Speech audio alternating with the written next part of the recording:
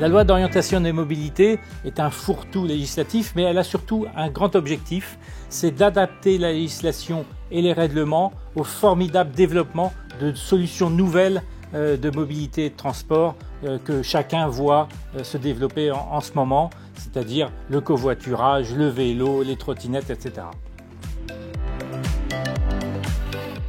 Pour les entreprises, cette loi d'orientation des mobilités va permettre de proposer à leurs salariés un forfait de mobilité, maximum 400 € par an, pour l'usage du vélo et du covoiturage. Qu'est-ce que ça signifie? Ça veut dire que, avec des preuves que chaque entreprise devra établir en son sein, les salariés pourront composer leur propre parcours qui pourra mixer du vélo, du covoiturage, du transport public, à l'exception de ce qu'on appelle l'autosolisme, qui est vraiment la cible de la loi d'orientation des mobilités, c'est-à-dire seul au volant de sa voiture, ce qui est d'un point de vue écologique n'est pas souhaitable.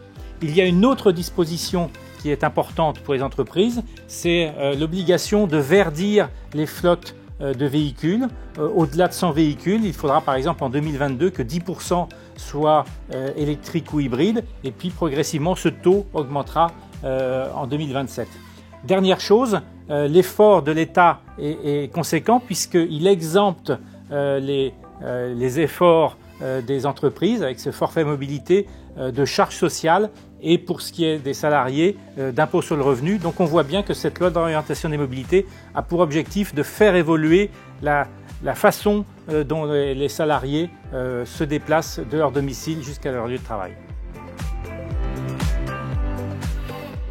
La mobilité est au cœur des problématiques RH, en effet, d'une part parce qu'on a un sujet autour de la marque employeur, mais également parce que nous souhaitons favoriser le bien-être de nos collaborateurs.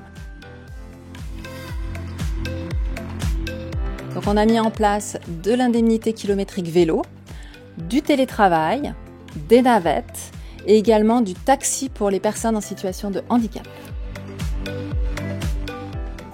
Nous avons deux projets. D'une part, les vélos électriques de fonction sous forme de location, avec la prise en charge de l'entreprise à hauteur de 70% et collaborateurs 30%. Nous sommes également en train de travailler sur une nouvelle politique voiture de fonction. L'idée étant de proposer des véhicules électriques ou hybrides exclusivement.